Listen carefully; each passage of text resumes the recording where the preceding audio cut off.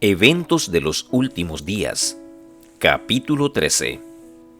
La obra del Espíritu se asemeja a la lluvia, y hará descender sobre vosotros lluvia temprana y tardía. En el oriente, la lluvia temprana cae en el tiempo de la siembra. Es necesario para que la semilla germine. Gracias a la influencia de esta lluvia fertilizantes, aparecen los tiernos brotes. La lluvia tardía, que cae hacia el fin de la temporada, madura el grano y lo prepara para la siega. El Señor emplea estos fenómenos naturales para ilustrar la obra del Espíritu Santo. Así como el rocío y la lluvia caen al principio para que la semilla germine y luego para que la cosecha madure, se da el Espíritu Santo para que lleve a cabo a través de sus etapas el proceso del crecimiento espiritual. La maduración del grano representa la terminación de la obra de la gracia de Dios en el alma. Mediante el poder del Espíritu Santo se ha de perfeccionar en el carácter la imagen moral de Dios. Debemos ser totalmente transformados a la semejanza de Cristo.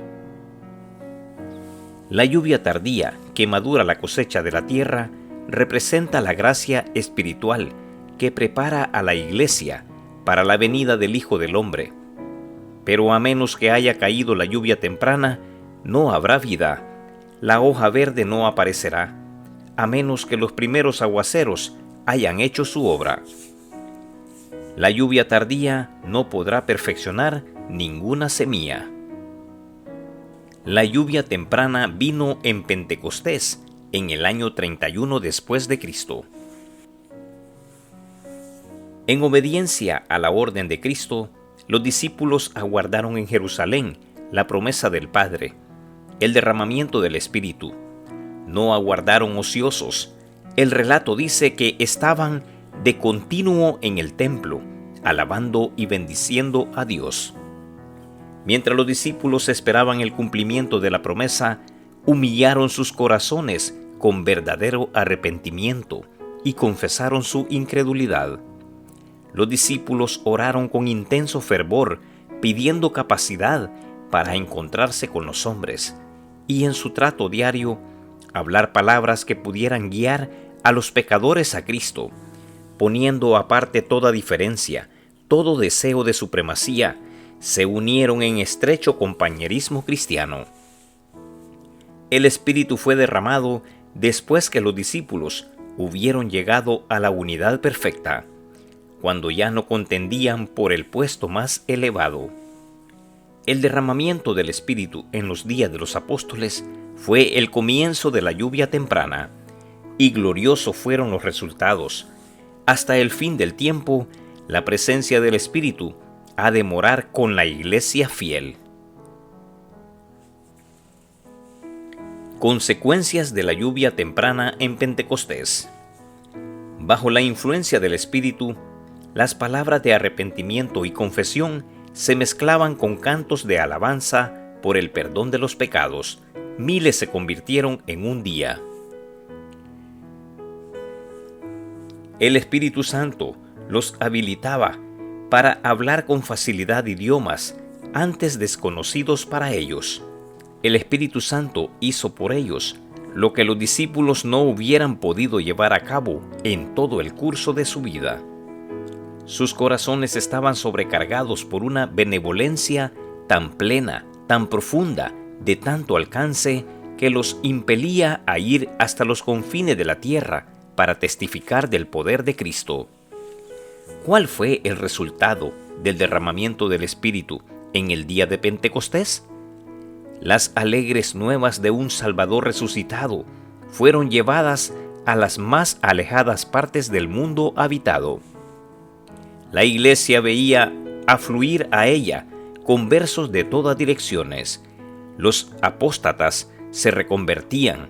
La ambición de los creyentes era revelar la semejanza del carácter de Cristo y trabajar para el engrandecimiento de su reino.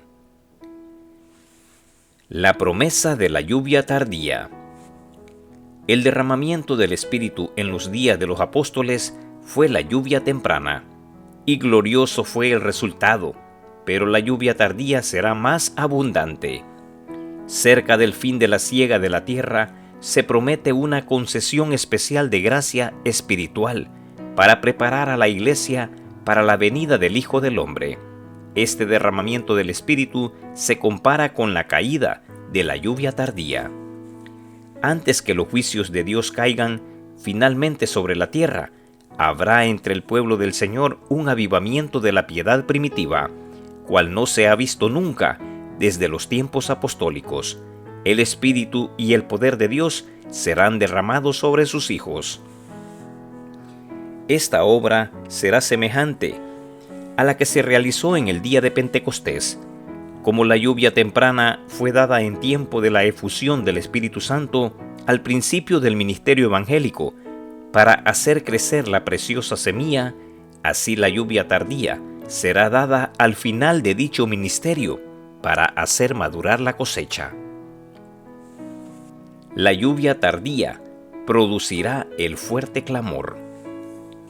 En ese tiempo descenderá la lluvia tardía, o refrigerio de la presencia del Señor, para dar poder a la voz fuerte del tercer ángel y preparar a los santos para que puedan subsistir durante el plazo cuando las 7 postreras plagas serán derramadas.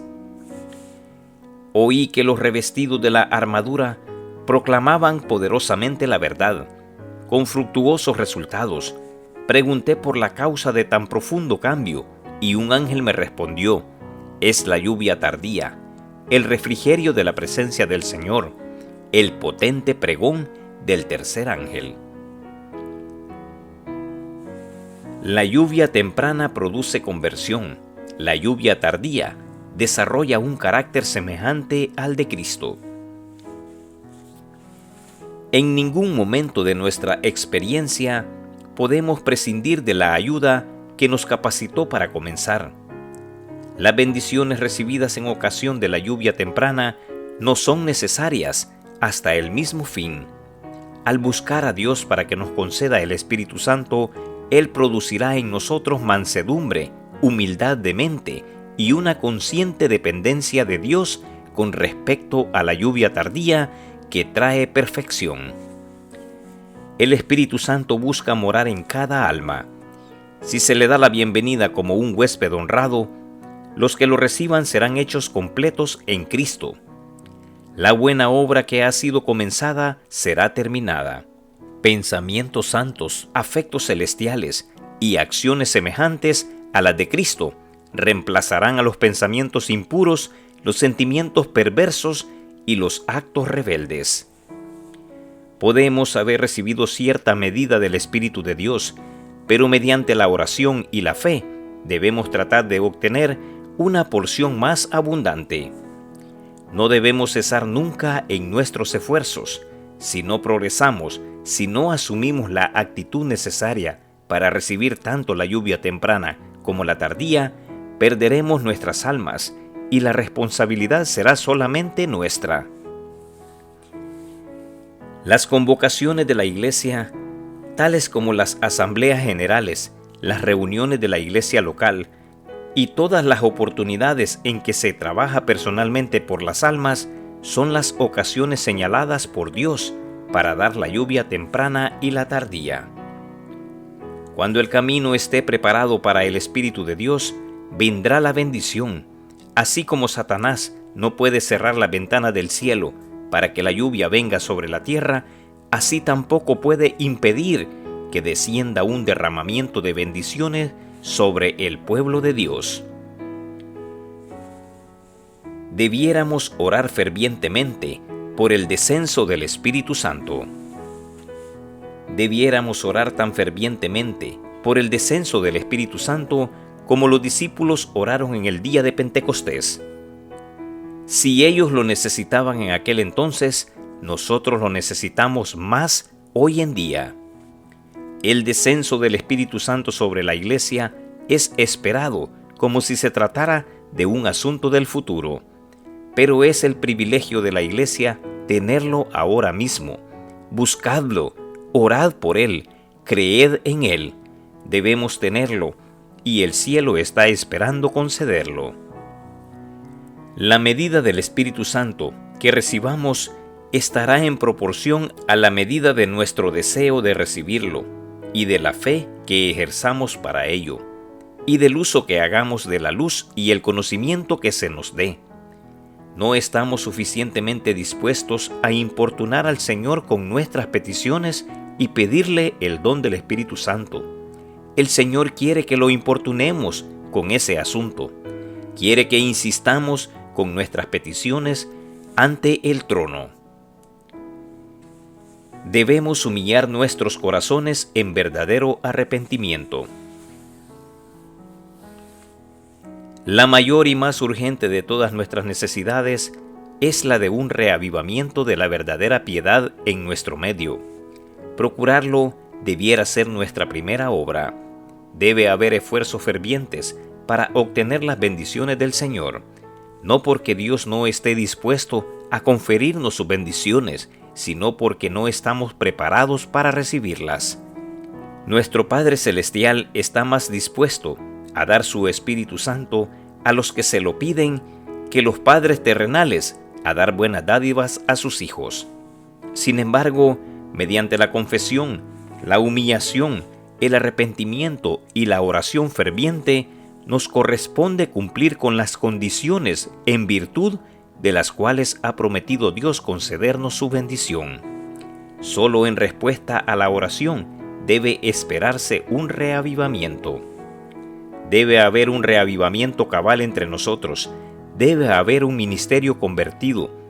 Debe haber confesiones, arrepentimiento y conversiones. Muchos que están predicando la palabra necesitan la gracia transformadora de Cristo en sus corazones. No debieran permitir que nada les impida hacer una obra cabal antes que sea demasiado tarde para siempre. La reforma debe acompañar al reavivamiento. Debe producirse un reavivamiento y una reforma bajo el ministerio del Espíritu Santo.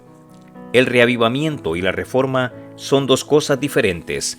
El reavivamiento significa una renovación de la vida espiritual, un avivamiento de las facultades de la mente y el corazón, una resurrección de la muerte espiritual. La reforma significa una reorganización, un cambio en ideas y teorías, en hábitos y prácticas. La reforma no producirá el buen fruto de justicia, a menos que esté conectada con el reavivamiento del Espíritu. El reavivamiento y la reforma han de hacer su obra designada y al hacerlo debe fusionarse. Debemos desechar toda lucha y disensión. Cuando los obreros tengan un Cristo que more permanentemente en sus almas, cuando todo egoísmo esté muerto, cuando no haya rivalidad ni lucha por la supremacía, cuando exista unidad, cuando se santifiquen a sí mismos de modo que se vea y sienta el amor mutuo, entonces la lluvia de gracia del Espíritu Santo vendrán sobre ellos tan ciertamente como que la promesa de Dios nunca faltará en una jota o tilde. Pero cuando es rebajada la obra de otros, para que los obreros puedan mostrar su propia superioridad, demuestran que su propia obra no lleva la señal que debiera. Dios no puede bendecirlos. Si subsistimos en el gran día del Señor, con Cristo como nuestro refugio y nuestra fortaleza, debemos abandonar toda envidia y toda contienda por la supremacía. Debemos destruir completamente la raíz de estas cosas impías para que no puedan surgir de nuevo a la vida. Debemos ponernos plenamente del lado del Señor. Desechen los cristianos todas las disensiones y entréguense a Dios para salvar a los perdidos. Pidan con fe la bendición prometida y ella les vendrá. Amaos unos a otros. El cristianismo se ha de revelar en el más tierno afecto mutuo.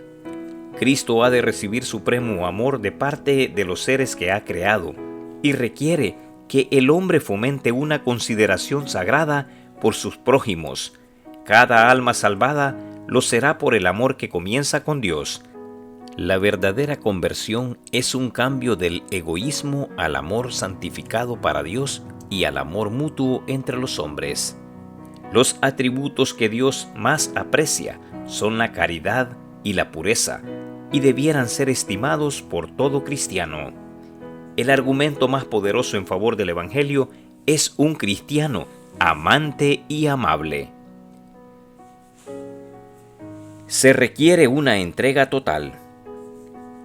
Dios no aceptará nada menos que una entrega sin reservas. Los cristianos indiferentes y pecaminosos nunca podrán entrar en el cielo.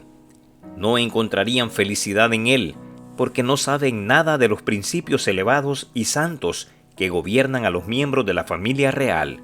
El verdadero cristiano mantiene abiertas hacia el cielo las ventanas del alma. Vive en compañerismo con Cristo. Su voluntad se conforma a la de Cristo.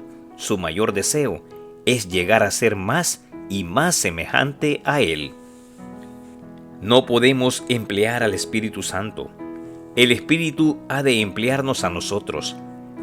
Por el Espíritu obra Dios en su pueblo. Así el querer como el hacer por su buena voluntad. Filipenses capítulo 2, versículo 13. Pero muchos no quieren someterse a eso. Quieren manejarse a sí mismos.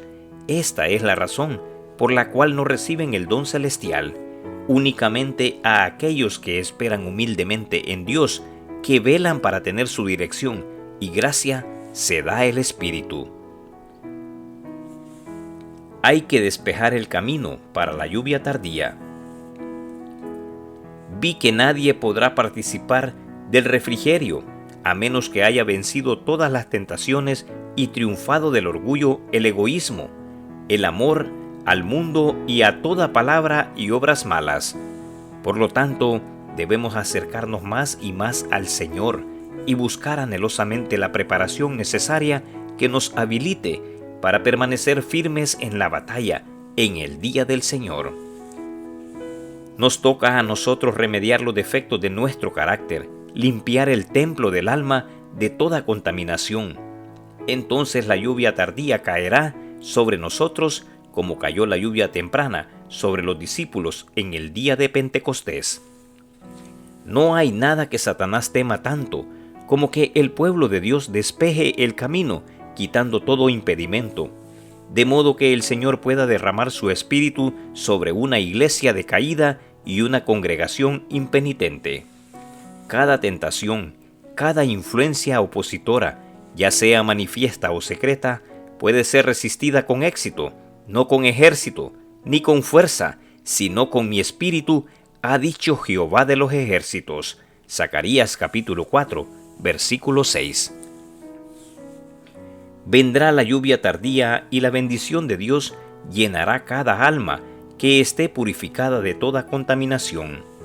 Nuestra obra hoy es rendir nuestra alma a Cristo para que podamos ser hechos idóneos para el tiempo del refrigerio de la presencia del Señor, idóneos para el bautismo del Espíritu Santo. Convertíos en obreros activos en el servicio de Cristo. Cuando las iglesias lleguen a ser iglesias vivientes y laboriosas, se les dará el Espíritu Santo en respuesta a su sincero pedido. Entonces se abrirán las ventanas del cielo para los aguaceros de la lluvia tardía. El gran derramamiento del Espíritu de Dios que ilumina toda la tierra con su gloria no acontecerá hasta que tengamos un pueblo iluminado, que conozca por experiencia lo que significa ser colaboradores de Dios. Cuando nos hayamos consagrado plenamente y de todo corazón al servicio de Cristo, Dios lo reconocerá por un derramamiento sin medida de su Espíritu, pero esto no ocurrirá mientras que la mayor parte de la iglesia no colabore con Dios.